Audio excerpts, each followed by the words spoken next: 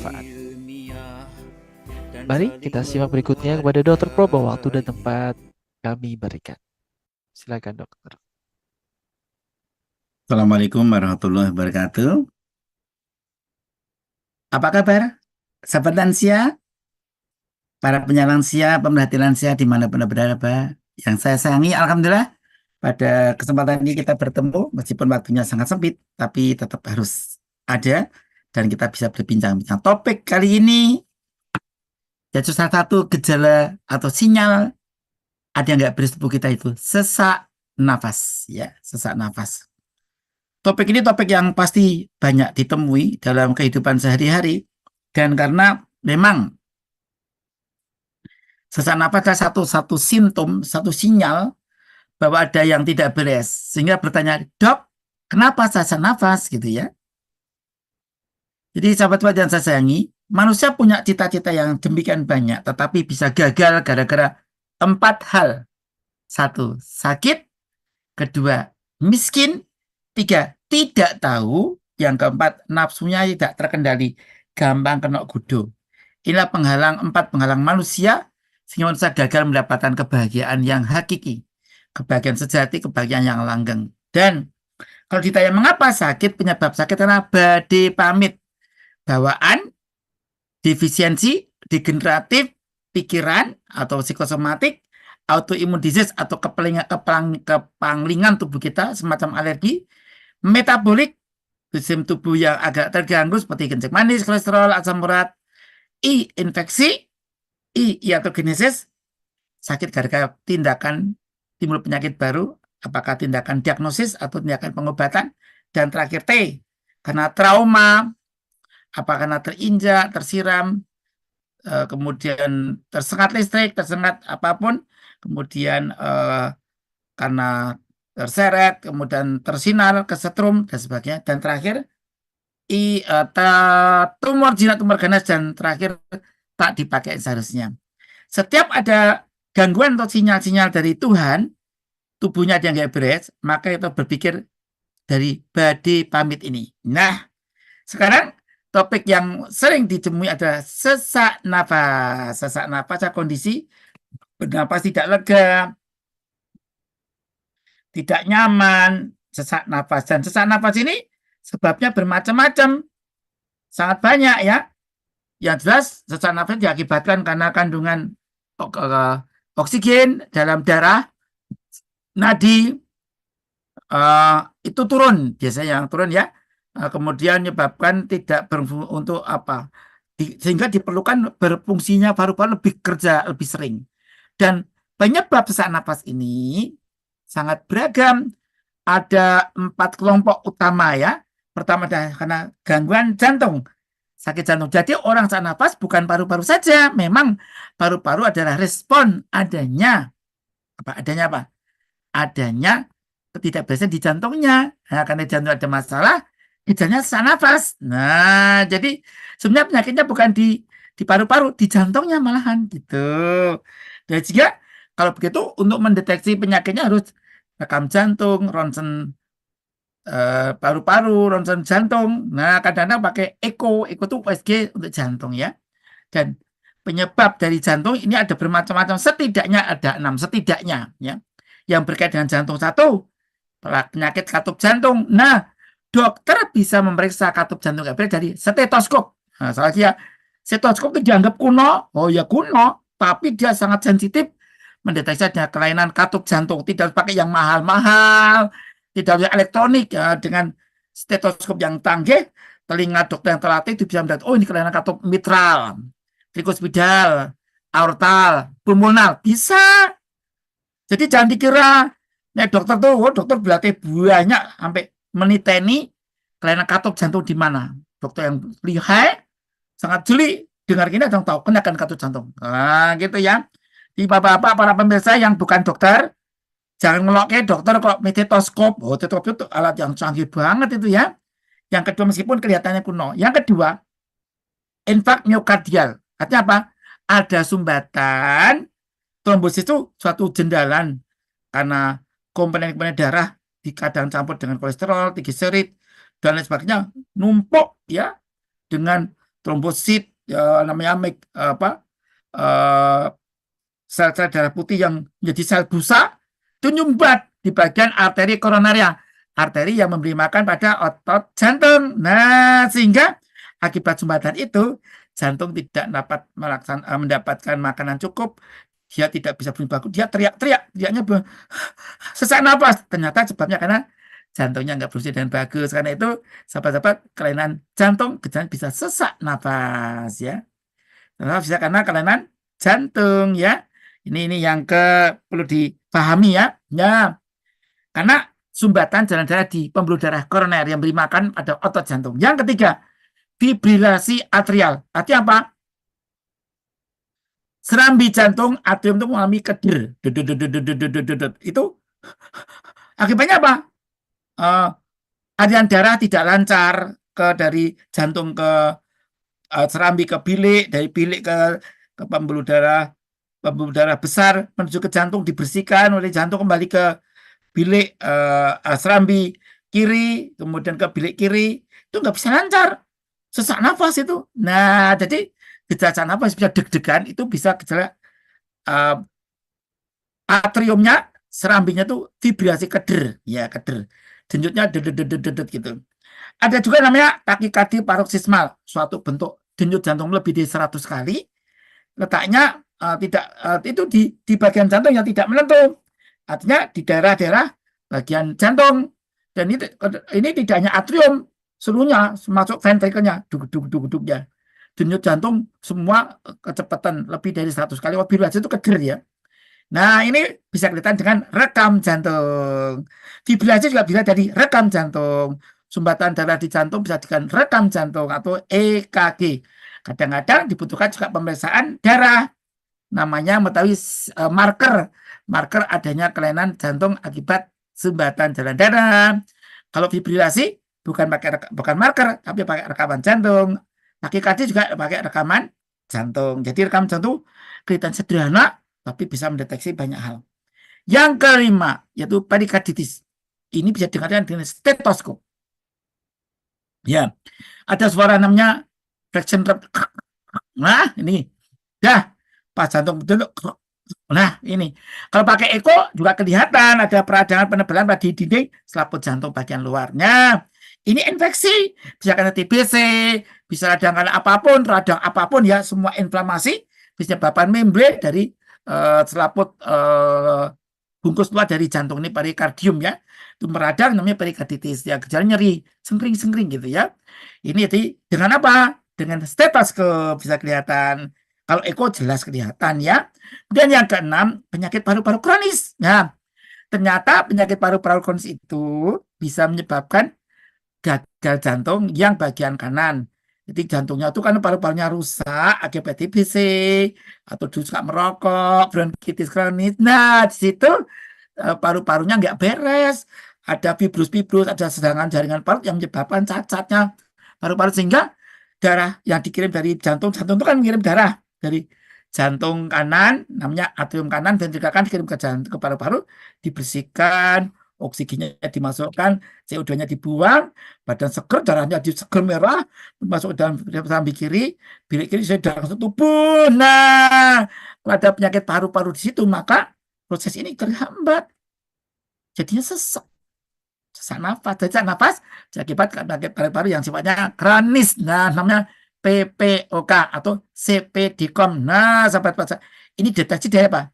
Dari ronsen paru-paru dan stetoskop bisa tahu. Nah, dan yang kedua ya, kelompok kedua, kelompok mengapa sesak nafas? Karena adanya penyakit di paru-paru. Nah, sahabat-sahabat saya sayangi, semua dokter umum, dokter ahli penyakit dalam, dokter spesialis paru dilatih hal ini. Spesialis penyakit dalam sakit paru sangat jeli.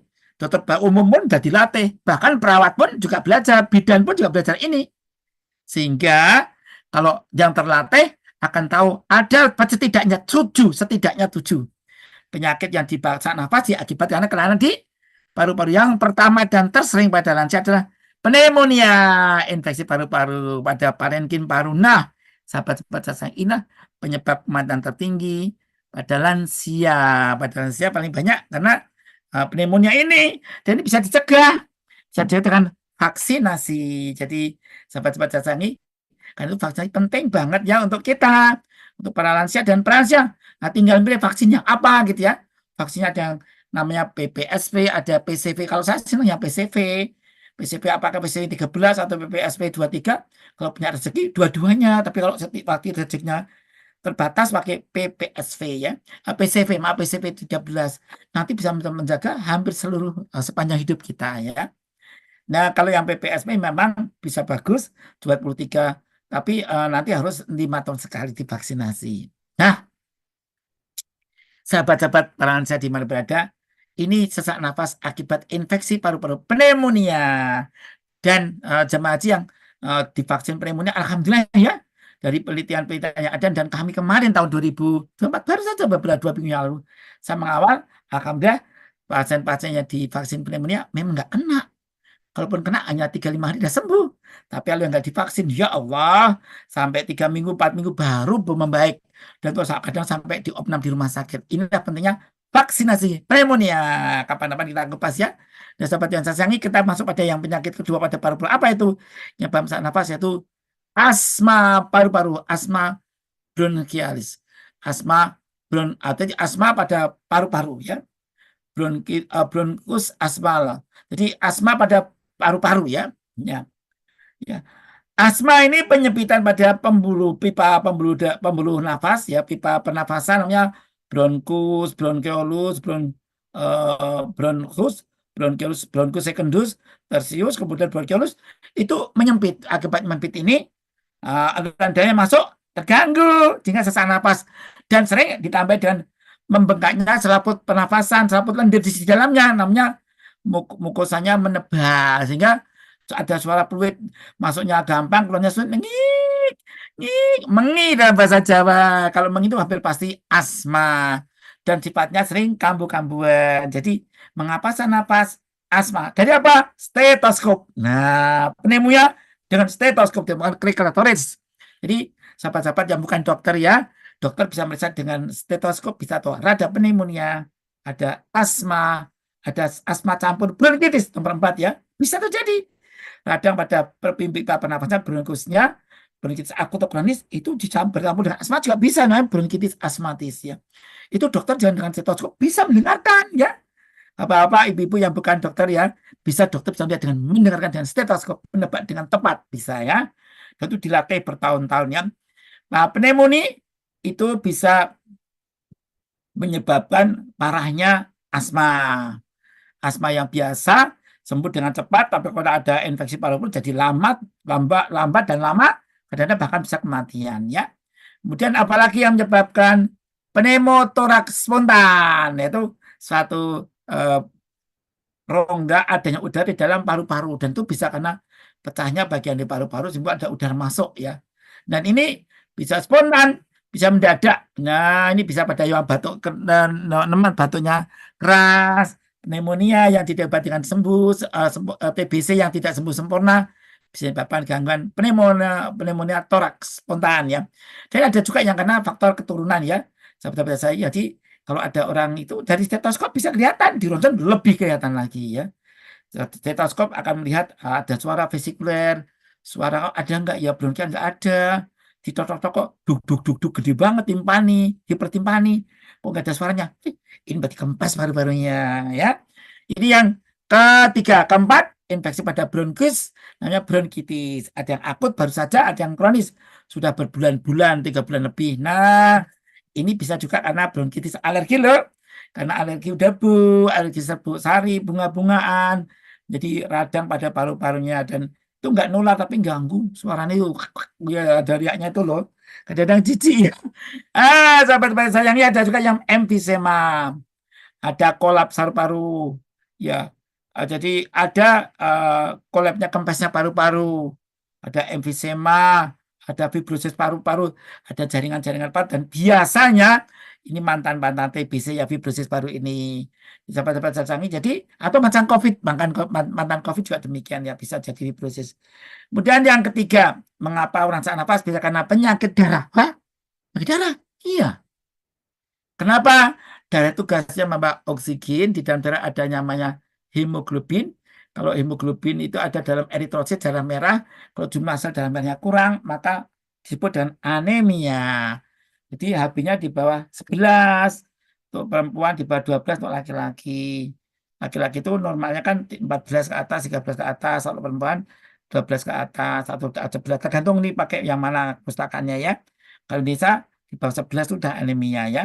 Nah, sobat-sobat saya sayangi, nah yang jelas kurang sel darah merahnya, eritrositnya. Nah, mengapa kok sampai ada anemia? Karena satu, kehilangan darah yang banyak. Misalnya mbak-mbak, adik-adik, putri-putri yang menstruasi masih subur, ibu-ibu yang masih menstruasi, masih subur itu, keluar darah kalau dia mennya banyak, bisa anemia menyebabkan apa? Sesak nafas. Baru aktivitas, menggeh-menggeh aku, kesel banget deh. Oh, ternyata dicek HB-nya Pak 5. Oh, pantesan gitu ya. Begitu ditransfusi atau diberi obat makan yang bagus, oh bisa juga ada cacing ya, ada cacingnya, kadang-kadang kan diuri cacing ya, bisa ankylostoma, bisa juga yang lainnya cacing pita, Thalassoileum, Thalassonia saginata, ini bisa menyebabkan cacing pita, dan anemia ini menyebabkan cacing pita, cacing tambahan, cacing gelar juga bisa menyebabkan cacing pita, dan ini menyebabkan atau menstruasi yang banyak juga sama, menyebabkan darah keluarnya banyak tanpa terasa, ada yang terasa, tapi ada juga namanya apa ya namanya silent bleeding, perdarahan tersembunyi akibat penggunaan obat-obat anti radang sehingga lambungnya luka, akibat lambungnya luka keluar darah bersamaan dengan tenja, dan dari itu tidak tahu bahwa dia anemia. Dan kok pusing, pepetan ya, lelah, lemah, pusing, pet-petan, berkunang-kunang. Nah, cek HB-nya rendah. Bisa karena tadi kehilangan jumlah banyak, apalagi yang punya penyakit tadi ya, penggunaan pada lansia itu penggunaan anti radang, menyebab luka di lambung, tapi gejalanya nggak jelas, tahu-tahu HB-nya 6, 5. Nah, tadi cek lambungnya mengandung darah, apa tinjanya mengandung darah ya, itu menandakan ada luka di dalam saluran cerna. Yang kedua karena defisiensi. Anemia karena kekurangan bantuan, misalnya kekurangan kurang zat besi, kurang asam folat, kekurangan B12, itu bisa menyebabkan kelainan dari darahnya. Dan akibat ini, maka bisa diperbaiki ya, dengan pemberian bahan-bahan yang kekurangan, diberikan tambahan, bisa normal kembali. Kemudian yang berikutnya ada ya, kemudian anemia yang keempat ada anemia hemolitik, yaitu anemia diakibatkan sel-sel darah merahnya larut pecah ya, lisis ya. Ini diakibatkan biasanya ada anemia kelainan pada sel darahnya, anemia sel KB, talasemia, ini darahnya akan pecah sendiri. Ada juga yang anemia hemolitik itu pecah karena tidak ada tipe dingin, tipe panas. Jadi bisa ini penyakit autoimun ya, bisa rusak. Pada lupus bisa juga pecah seperti ini ya. Dan ini bisa diobati dengan baik. Nah, dokter yang teliti akan mengecek dengan susum tulangnya, dengan cara langsung diatur retikulusnya berapa, melebihi datanya bagaimana kelihatan, dan bisa dilakukan pengobatan yang tepat ya. Kemudian bersama kayak kom tes ya, ada kom ayo dan minum. Kemudian yang kelima, anemia aplastika sumsumnya kering. Ini dicek dengan retikulusnya di berapa, melebihi tepi dan retikulusnya berapa, dan kalau pakai biopsi susun tulang hanya disuntik sedikit nanti kelihatan, oh ternyata contohnya kering, namanya dry tap ya.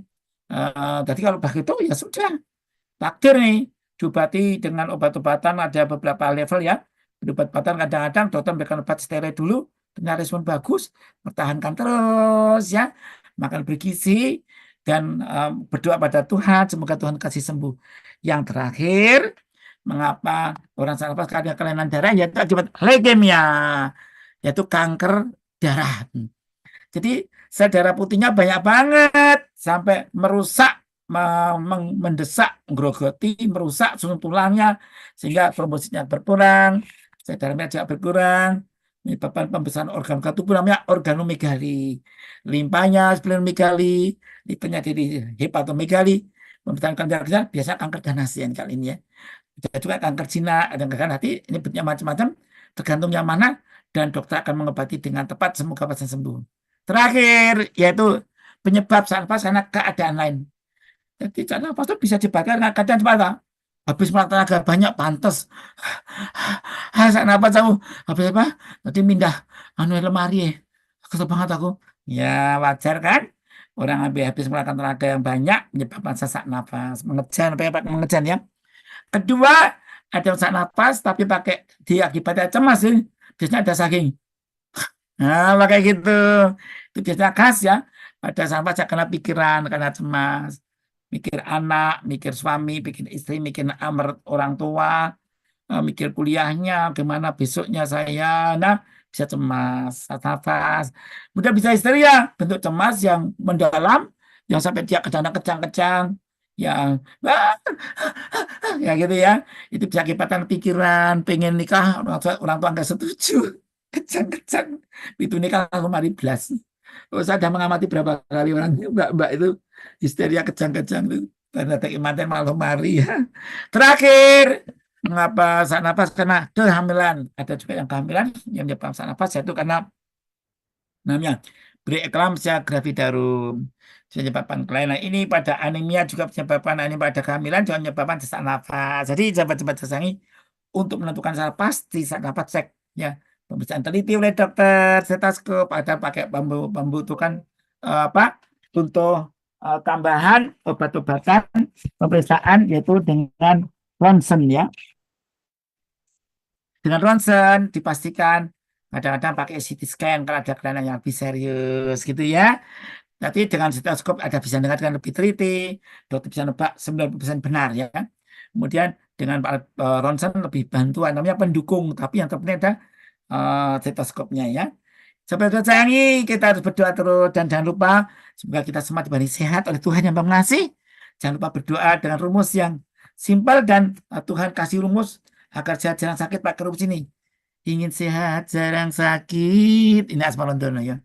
Makan minum toyib halal, olahraga tidak stres, lingkungan bersih dan indah, tidur cukup, bertakwa, tinggalkan hal-hal tak perlu, hobi aktif, bersosial ya Bapak Ibu. Jadi bisa orang tuh sehat jarang sakit dengan rumus 9 ini. 9 butir tips sehat jarang sakit. Itu saja, jangan lupa berdoa. Moga-moga kita semua diberi Tuhan anugerah kesehatan yang prima. Apa ada pertanyaan Mas Wisnu? Kalau nggak ada kita tutup. Oh, ada pertanyaan ya.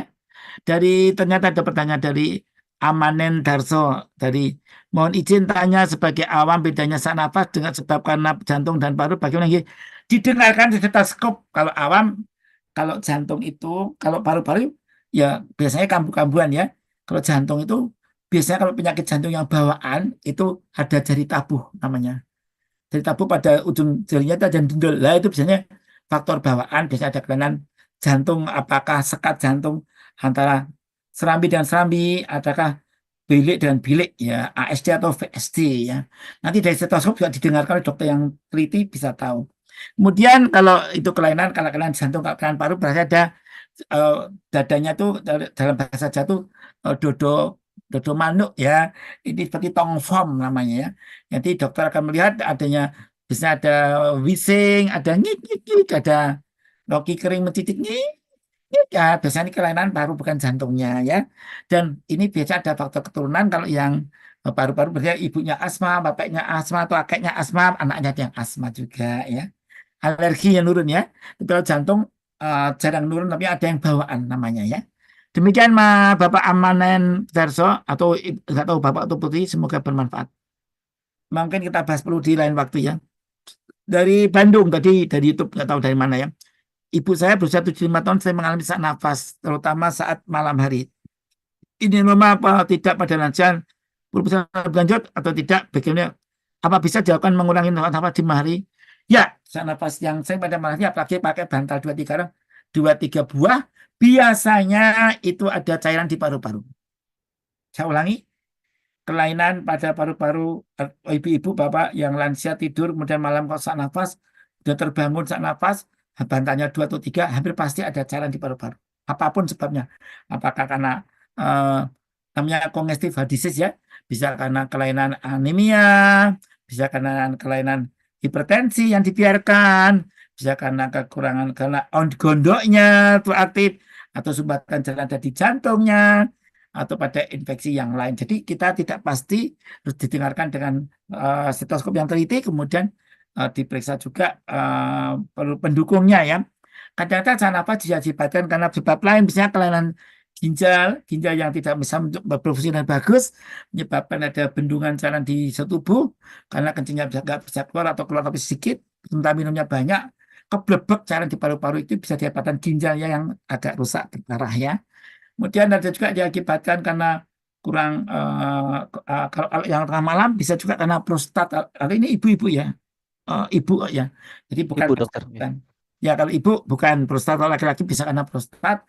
Yang besar juga kencing sering, ya kencing sang, dan pada prostat yang membesar itu kadang-kadang berbarengan dengan gagal ginjal, namanya tidak terasa sakit karena hidronefrosis dan CKD chronic kidney disease menyebabkan ada gangguan di ginjal akibatkan pemberasan prostat tadi.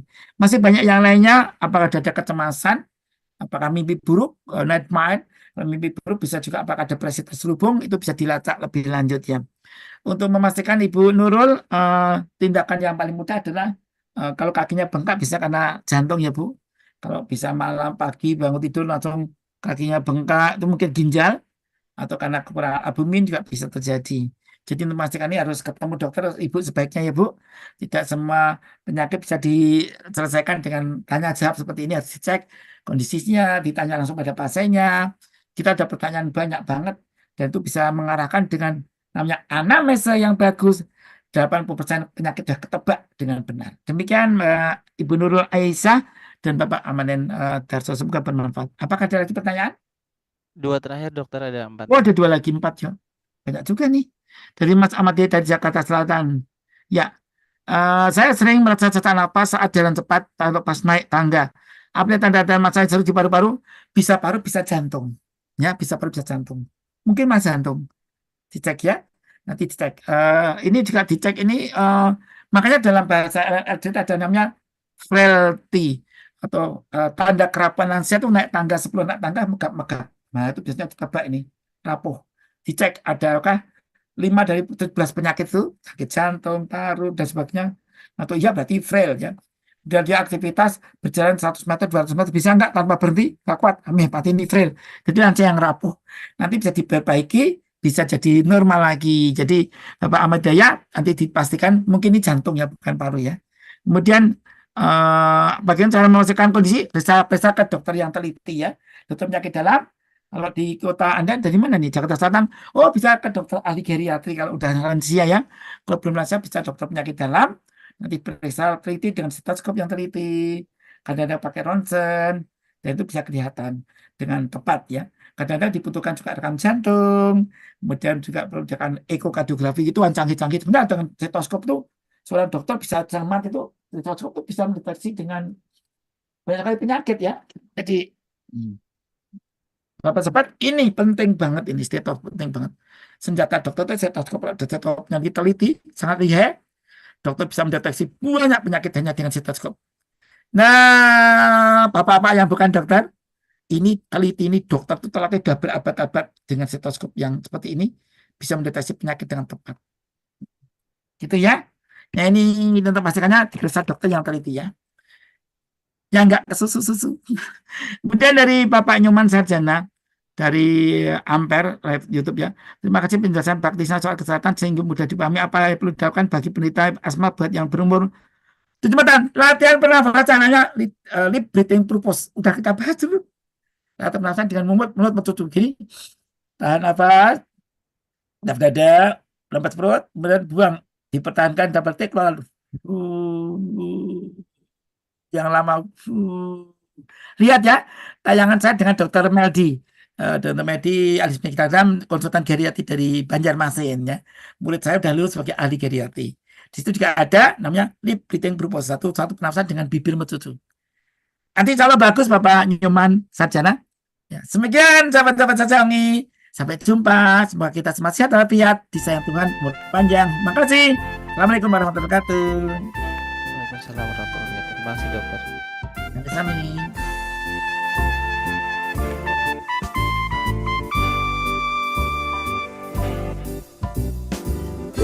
Bergemi grup ahli geri Gayatri, energik berkolaborasi, riset dan mendidik nakes ahli, geriatri yang ahli lansia saat ini. Energik, sinergikan potensi, menempa diri, aktif melayani, ilmiah dan saling menghargai, lansia berkualitas, tujuan misi kami.